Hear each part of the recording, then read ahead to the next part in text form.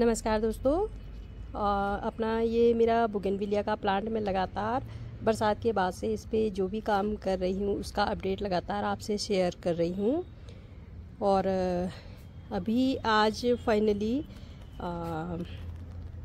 Last time मैंने इसको fertiliser दिया था और उसके बाद से मैं इसकी अपडेट आपसे शेयर कर रही हूँ। और आज मैं टोटल अब तक मैंने बरसात के बाद इस पर क्या क्या काम किया वो डिस्कस करने वाली हूँ, ताकि जिन लोगों ने मेरी पिछली 2 वीडियोज़ नहीं देखी हैं तो वो लोग भी इस वीडियो से ये समझ लें कि हमें किस तरीके से अपने बोगनविलिया की टेक केयर करनी है, ताकि हम उससे मैं अधिकतम से अधिकतम फूल ले सकें, फ्लावर्स ले सकें।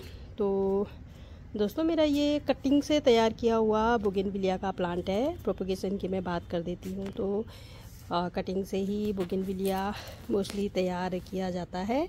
तो मेरा ये कटिंग से तैयार किया हुआ प्लांट है और मैं दिखा देती हूँ। ये मैंने 2 कटिंग एक साथ लगा दी थी और काफ़ी मोटी कटिंग मैंने ली थी। एक्चुअली किसी ने अपनी गार्डन में बोगनविलिया की प्रूनिंग की थी और उसके काफ़ी सारे कटे हुए पीसेस सड़क पर पड़े हुए थे। तो मैं एक मोटा सा तना उठा के ले आई थी और उसके मैंने 2 टुकड़े करके लगा दिए थे। तो आपको ये कटिंग वाला पोर्शन साफ साफ दिख जाएगा। एक कटिंग ये है, इतनी ही मोटी मैं कटिंग लेके आई थी।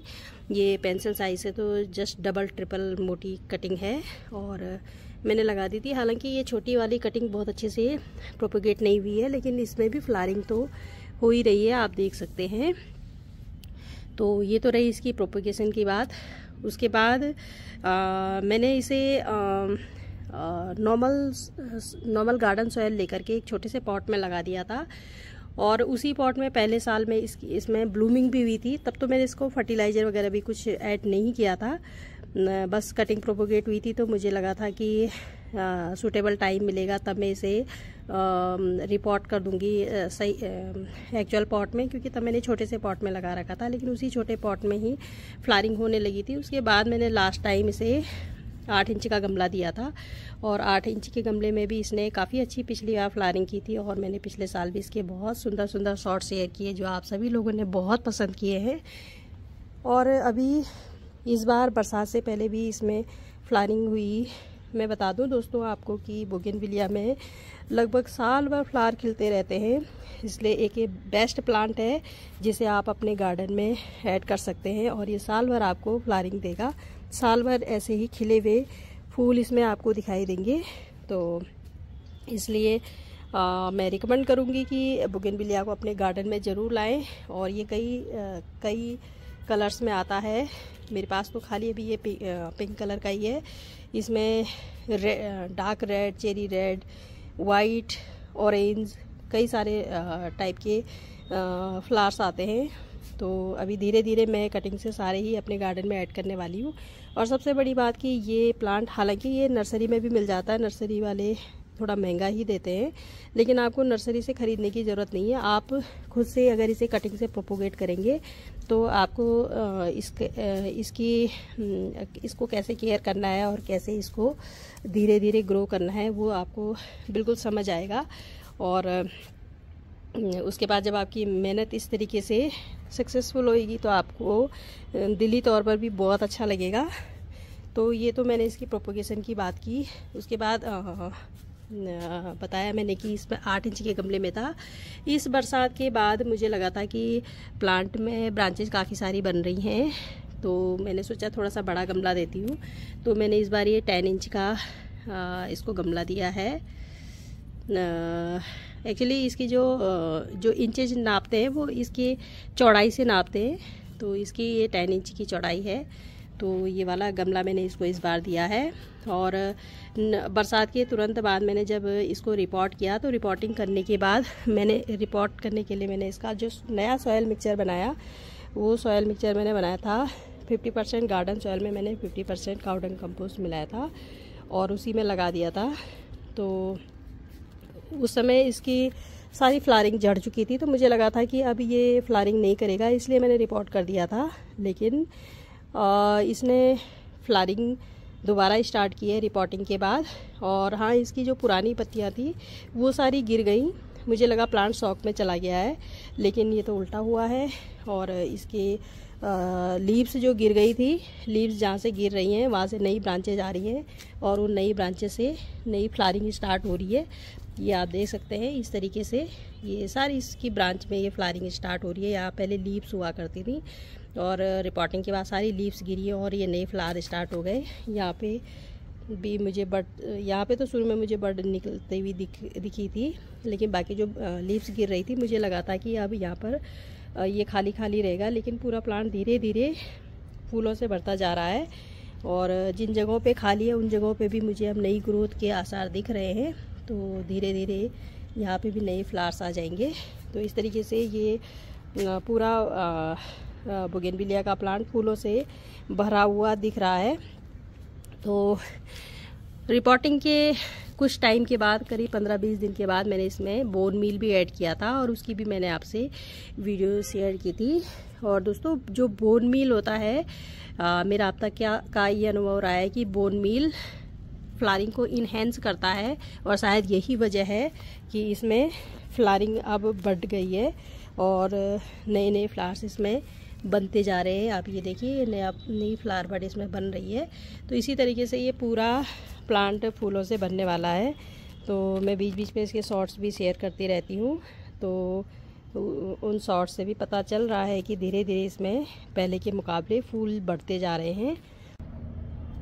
और यहाँ पर मैं ये भी बताना चाहूँगी कि मैंने फर्टिलाइज़र के साथ साथ सॉइल में फंगीसाइड भी ऐड किया था और प्लस मैंने इसमें नीम खल भी ऐड की थी। और नीम खल और फंगीसाइड की वजह से इसकी रूट्स पर फंगस इन्फेक्शन और कोई भी इन्फेक्शन होने से इसका प्रिवेंशन होगा, बचाव होगा इसका। साथ ही अपनी पिछली वीडियो में मैंने आपको ये भी दिखाया था कि किस तरीके से इसमें फर्टिलाइज़र ऐड करना है। मैंने पॉट की ऊपर की 4 इंच तक की सॉइल को पूरी तरीके से गमले से बाहर निकाल करके उसके ऊपर फर्टिलाइज़र ऐड करके और तब वापस मिट्टी को डाला था। एक अच्छी बात जो बोगेनविलिया प्लांट के साथ है वो ये कि इस प्लांट के पत्तों या प्लांट पर कोई बग आदि का अटैक नहीं होता है। पे ही मुझे बोगेनविलिया के बारे में एक ये जानकारी मिली थी कि अगर आपको बोगेनविलिया से ज़्यादा फ्लावर चाहिए तो आप इसमें पानी डालना बंद कर दीजिए। लेकिन दोस्तों, मैं इसमें डेली पानी डालती हूँ। डेली इन द सेंस कि मैं इसमें पानी डालती हूँ और जब इसकी अपर लेयर सूख जाती है तब मैं इसमें फिर से पानी डालती हूँ। अभी आप देख सकते हैं ये गीला है तो आज मैंने इसमें पानी नहीं दिया है। अदरवाइज जैसे ही गमला सूख जाता है तो नॉर्मली और बाकी और प्लांट्स की तरह मैं इसको भी पानी देती हूँ। तो मुझे लगता है कि ये बिल्कुल मिथ्या है, ये बिल्कुल गलत अफवाह है कि अगर हमें ज़्यादा फ्लावरिंग चाहिए तो हमें इसको पानी नहीं देना है। बल्कि मुझे ऐसा लगा इस प्लांट के साथ अपना एक्सपेरिमेंट करते करते मुझे ऐसा लगा कि इसकी अगर फर्टिलाइज़र, ये हैवी फीडर प्लांट लगता है मुझे, और इसकी जो फर्टिलाइज़र की नीड पूरी होती जा रही है जैसे जैसे, तो वैसे वैसे ये ज़्यादा फ्लावरिंग करता जा रहा है। जहाँ ये गार्डन में लगा रहता है तो गार्डन में तो आपको पता ही है इसकी इतनी पत्तियाँ गिरती हैं और उन पत्तियों से खाद तैयार होकर के और तब ज़मीन में इतने ज़्यादा इंग्रेडिएंट हो जाते होंगे कि ज़मीन से अपना फर्टिलाइज़र की कमी पूरी कर ही लेता है। लेकिन गमले में मुझे ऐसा लगता है, जब मैंने ये 8 इंची के गमले में लगाया था और लास्ट टाइम मैंने रिपोर्ट किया था तो उससे पहले जो फ्लावरिंग आई थी वो इतनी डेंस नहीं थी, क्योंकि उस समय मैंने कोई फर्टिलाइज़र ऐड नहीं किया था और हल्की फ्लावरिंग थी। और फिर कुछ टाइम के बाद 3 या 4 महीने बाद फ्लावरिंग गिर गई थी, तो मुझे लगा था अब इसमें फ्लावरिंग नहीं होगी। लेकिन मैंने जब इसको रिपोर्ट किया और दोबारा से इसकी फर्टिलाइज़र की नीड पूरी की है तो उसके बाद से आप देख सकते हैं कि इसमें कितने अच्छे तरीके से फ्लावरिंग हो रही है। और न सिर्फ ये खिलते हुए फूल ही, बल्कि मुझे ऐसा लग रहा है कि इसमें मुझे दिख रहा है कि इसमें नए नए फ्लावर्स भी बनते जा रहे हैं और नई नई बर्ड्स निकलती जा रही है। और इन बर्ड्स पे भी मुझे पूरा विश्वास है कि यहाँ से भी नए फ्लावर निकलने हैं अभी। तो लगातार ये इसमें फ्लावरिंग इन्हेंस हो रही है। तो मुझे नहीं लगता है कि पानी नहीं देने से इसमें फ्लावरिंग होती है, बल्कि मुझे ये लगता है कि जैसे ही इसकी फर्टिलाइज़र की नीड पूरी होती है, यानी जैसे ही इसकी फूड की नीड पूरी होती है, जो इसको अप्रोप्रिएट फूड चाहिए उसकी नीड पूरी होती है, वैसे ही ये और ज़्यादा ब्लूम करने लगता है और इसमें बहुत डेंस फ्लावरिंग होनी स्टार्ट हो जाती है। तो दोस्तों, इसको आपको गार्डन सॉयल प्लस कायोडोन कंपोस्ट देना है। और अगर आप और ज़्यादा फ्लावरिंग चाहते हैं, नर्सरी वालों की तरह फ्लावरिंग चाहते हैं, तो आपको इसमें थोड़ा सा बोन मील ऐड करना है। बोन मील हमेशा ही फ्लावरिंग इन्हेंस करता है।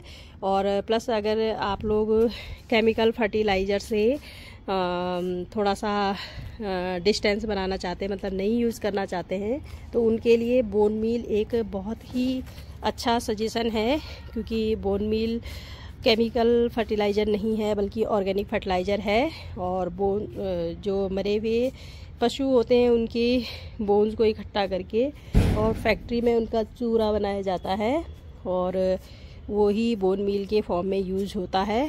तो इसलिए अगर आप केमिकल फर्टिलाइज़र यूज़ नहीं करना चाहते हैं तो बोन मील आपके लिए बहुत अच्छा ऑप्शन है और आप इसे फ्लावरिंग इन्हेंस करने के लिए अपने प्लांट को दे सकते हैं। और मैंने पहले ही बताया आपको कि बोगेनविलिया का प्लांट आप कटिंग से बहुत इजीली प्रोपेगेट कर सकते हैं, इसलिए ये बहुत अच्छा एक फ्लावरिंग प्लांट है आपके गार्डन में ऐड करने के लिए। और इसके बहुत सारे कलर होते हैं, तो सारे कलर्स को आप ऐड कर सकते हैं अपने गार्डन में। बल्कि मुझे तो ऐसा लगता है कि अगर मैं 5 प्लांट बोगेनविलिया के ही रखूँ सिर्फ अपने गार्डन में, तो उसी से साल भर मेरे गार्डन में फ्लावरिंग होती रहेगी, क्योंकि मेरा ये प्लांट तो साल भर मैंने इसमें फ्लावरिंग देखी है, चाहे कम हुई हो या ज़्यादा हुई हो। अगर मैंने प्रॉपर फर्टिलाइज़र नहीं दिया है तो फ्लावरिंग कम हुई है, लेकिन अगर मैंने इसे जैसे इस बार प्रॉपर तरीके से फर्टिलाइज़र ऐड किया है टाइम टू टाइम इसको, और इस वजह से इसमें अच्छी फ्लावरिंग हो रही है। तो ये थी मेरी बोगेनविलिया प्लांट की केयर टिप। तो दोस्तों, कैसी लगी आपको? आप ही ऐड कीजिए अपने गार्डन में बोगेनविलिया प्लांट। तो दोस्तों, मेरी वीडियो में आखिरी तक बने रहने के लिए आप सबका हार्दिक आभार। आपका प्यार और समर्थन मुझे लगातार मिल रहा है और उम्मीद करती हूँ कि आगे भी बराबर मिलता रहेगा। तो मिलती हूँ अपनी अगली वीडियो में किसी नए कंटेंट के साथ। तब तक के लिए हैप्पी गार्डनिंग फ्रेंड्स।